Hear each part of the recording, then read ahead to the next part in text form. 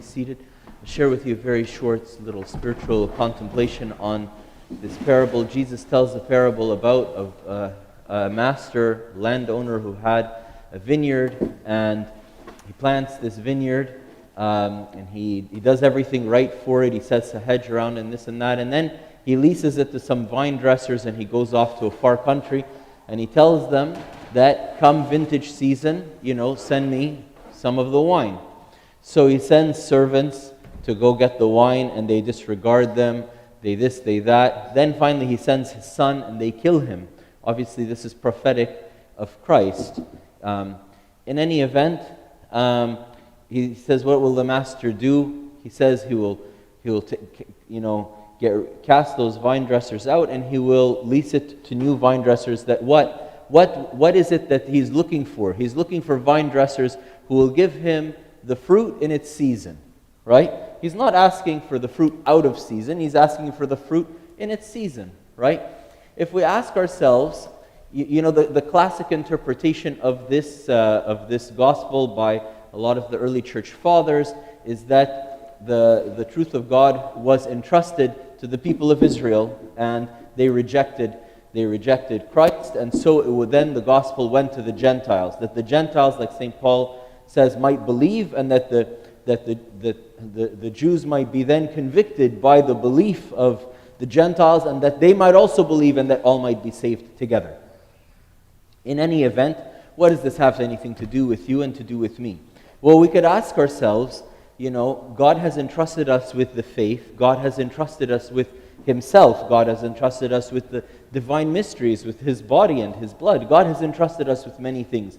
What fruit is it that He's waiting to receive from us? Lest we be like those vine dressers that misappropriated and said it's mine, right? Like if you order something on Amazon or wherever, and the delivery guy gets the package and then assumes that it's his own, that it belongs to him, there's going to be two people who are very angry with him, the shipper and the receiver, right? Because he was just supposed to be the delivery guy. So same thing, right? These guys are just supposed to be the vine dressers. They weren't supposed to be drinking the wine.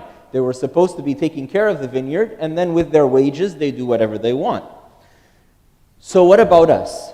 What's the fruit that God is waiting to receive? If we hear the words of St. John the Baptist early in the Gospels, he says, bear fruits of repentance, right? There's only two things that God is waiting for from us: repentance and praise. And so, in this season of the church, bearing its fruit in its season, the church is in a season of repentance.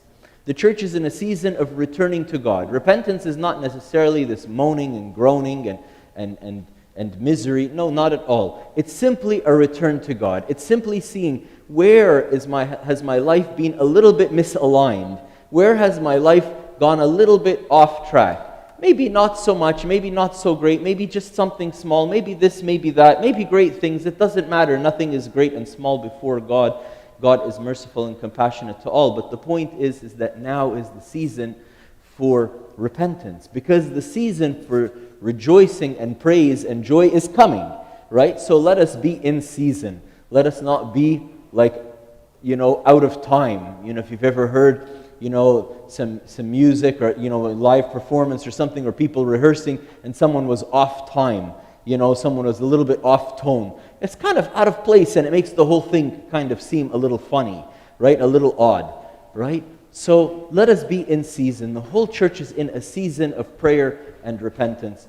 So let us also join the church, and this is the fruit that God is looking for. It's funny. It's like we live in an upside down kingdom, right? In this world, the strong are celebrated, the victorious, the rich, the this.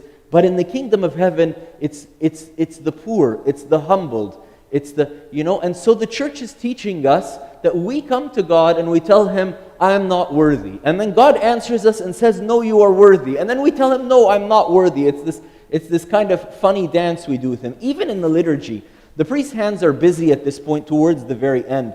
But he says, if they weren't, he would point, and he says, the holies for the holy. Like he's saying, these holy things for the holy people, right? And then we answer back, and the people answer back and say, one is the all-holy Father, one is the all-holy. Don't call me holy, you are holy, Lord. Right?